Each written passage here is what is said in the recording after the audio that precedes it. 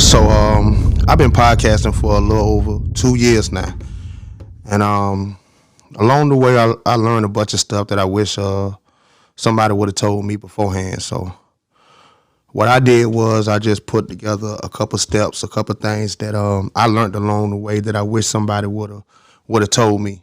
Connected to reality for your bones. You can get it custom made. This is a NoEmotion one, so connected to reality. Make sure y'all hit them up on Instagram. I'm gonna put it right here. Connected to reality. Hit them up on Instagram. This is NoEmotion Bone. What you need to know about starting a podcast now is that it is 1,300,000, 5 million podcasts out there right now. So if you looking to start a podcast, but I'm gonna give you a couple steps. Some steps you might need, some you might not. So the first one I want to say is, So if you want to start a podcast, the first thing you want to do is pick out your subject matter. You got to pick out your subject matter because people will start their podcast saying that they're going to talk about this and then end up talking about that. You need to pick your subject matter and stick to that. Fun fact, just from what I seen, right? In the attire, well, I'm not saying attire because I haven't seen the attire, but from what I seen, especially in this black podcast, ecosystem, 80% of black podcasts is about relationships. 80%, a whole lot. So if you're going to talk about relationships, just know that that is a bunch in an already saturated market like podcasting. I'm gonna say about 10% is like life coach, lifestyle, stuff like that. Internet influencers. Most of those folks is like losers in real life. They want to be somebody, so they start a podcast to try to become an internet influencer. So 10% is like lifestyle stuff, stuff like that. 7% is like media, hip hop, sports, like entertainment sector, about 7%. Now that 3%, the remaining 3% is the others. So just know that especially in this black podcast space, relationships is 80%. It's a whole bunch of relationship podcasts. It's a million of them. So, if that's the lane you want to go in, then that's where you go. One thing I noticed that people talk what they know about, what they think they know about. So, the relationship podcast being the overwhelming majority of the podcast, it kind of makes sense to me. I kind of understand, it's the culture. So I get it. We definitely gonna have more of those podcasts than anything else. So I understand. Just know that if you're gonna do a relationship podcast, talking about relationships and dating and that sort of matter, that you got a whole bunch of company. I suggest you, after you get your subject matter, what you're gonna talk about, I suggest you come up with 10 subjects for your first 10 episodes. Come up with a plan for your first 10 episodes. And the reason why I say 10, because just have what you're going to talk about for 10 episodes. Have 10 episodes planned. 10 is a good spot. 10 episodes, that's 2 months. So you can go 2 months with, go 2 whole months with 10 episodes and not really knowing what you're going to talk about for 2 months because you got it all planned out. So you can take that 2 months to figure out the next two months or whatever you're going to do. So that's why I always say have like 10 episodes ready. So when you do come out and when you do release your podcast or whatever, man, you already have a couple of clips already loaded. So you'll be ready to go. Please prepare ahead of time, I'm telling you. All right, the next one is, name. Name. Please take your time to think of your name. When you the reason why I say think of your subject matter first, because you could think of a more clever name to fit whatever subject matter your podcast is. Please do not just be like some of these folk. I had a situation where a nigga just picked a name and just ran with it. Please do your research. Think of a creative name. Google it. Go to Spotify, put it in. Go to YouTube, put it in. Do your research, please. Please go to all platforms, put that name in to make sure somebody else ain't got it. because it's people out here, they just want to start shit and just go. Your name is the first thing they're going to see.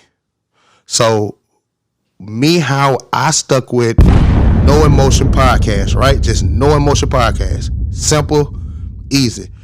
When you're thinking about your name, think about how many characters it is. Podcast is already 7 characters.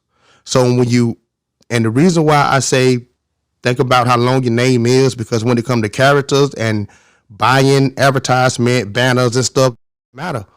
So think about how many characters you got now before it be a problem later. So, how many characters you got now, later, it don't matter. Have a good name and just if the character thing is something for you, I thought about that. That's why my name is so short, No Emotion Podcast. Simple. Because I'm not paying all this money for, sitting down and talking with paper podcasts. I'm not paying all that money for all those letters. So that's why I kept it very simple. And take like the No Emotion. I could put this on a t-shirt, make it like a button, make it like a hat. Which bring me into this next subject, right? Merchandising. As you look around, you will see tons and tons and tons and tons of podcasts with merch. I would say before you take the merch route, I need you to think about this, right? Joe Rogan, Joe Budden, Brilliant Idiots. There are tons of very, very, very, very successful podcasts. I have never seen anybody win any of their merch. Do you just take in consideration how famous you got to be for somebody to walk around with your name on them? So that's why I didn't invest much in the merch, but I hooked up with my niggas over at Connected to Reality, where they make custom merch. Look at this. This is a No Emotion bone. You see? I got Uzi on the other side. See that? Got Uzi on it. This is a bone Connected to Reality. I'll leave the link down here. Private owned company. Know what I mean? And I got my merch through them. And I'm going to tell you why. Because you'll see a lot of people with websites and all this other stuff. What that is they paid to put up a website and they third partying through another company. They helping another company sell their stuff. It ain't nothing wrong with that.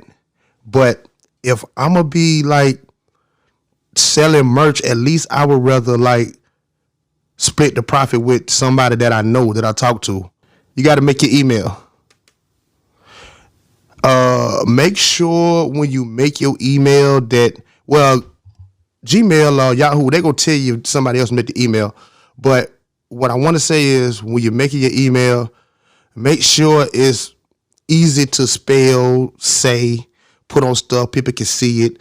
I just seen people have crazy emails to where if I seen their email, even if I tried to remember it, I won't be able to remember it. It's too whatever. Like I did my email, No Emotion Podcast, on everything. When you create your email, that is easy on the eyes, meaning that somebody could see it, email, good, easy, people could remember it, right? So that's important too, for the long run, if that's something you want to do. I am one of the few podcasters that really put a whole lot of thought into my artwork. My first year podcasting, this is my artwork. You see, we holding the picket signs, No Emotion Podcast, cute, friendly. You can see it, funny, right? Second year, I got this one. Now, you notice how like I'm crying and my dog is, all this for a reason. I'm crying, my dog is laughing. I got the little emoji on my hat, No Emotion Podcast. All this for a reason. I am one of the few podcasters that put that much thought just into my artwork. Because I wanted, and the reason why I did that, it just for my own like giggles or whatever, and for the people that might look at that and get it. Like people that look at it and get it, because I had people that looked at it and was like, oh no, that's dope. Like I see, like, you know what I'm saying? You crying, your dog, oh no, that's dope. For the people that get it. So I think artwork is important. Not all podcasters think artwork is important. Like that's a personal thing. If you want to put the time in to get some good artwork and take your time and have something perfectly for you, that's fine. And if you don't, you want to just do a little text or whatever, and whatever, then do what you do, man. There's no right or wrong way when it comes to artwork. Let's talk about this consistency, right? Because when you start podcasting, you will hear other podcasters say consistent. Listen, other people's consistency is not your consistency. Meaning that if you make a schedule to where you want to record or do a podcast once every week, then do that once every week. Once every 2 weeks, then do it once every 2 weeks. If you want to drop a podcast once a month, then do that once a month. Don't get on the internet and try to keep up with everybody, because you ain't gonna be able to do it. Your consistency is not everybody's consistency. Everybody's consistency is not your consistency. Don't try to keep up with nobody. Man, you will see podcasters, if they record every single day of the week, then let them do that. You stay on your own program. Don't sacrifice your integrity trying to keep up with nobody. One thing I noticed about this podcast realm or whatever, you got quality and you got quantity. You got quality and you got quantity. I've seen podcasts with 15 seasons, and just there. And then I see podcasts that with 50 episodes and they're huge, or they every episode that they come out with means something. Or I see podcasts with a whole bunch of episodes. They got episodes here, there. They have a large body of work.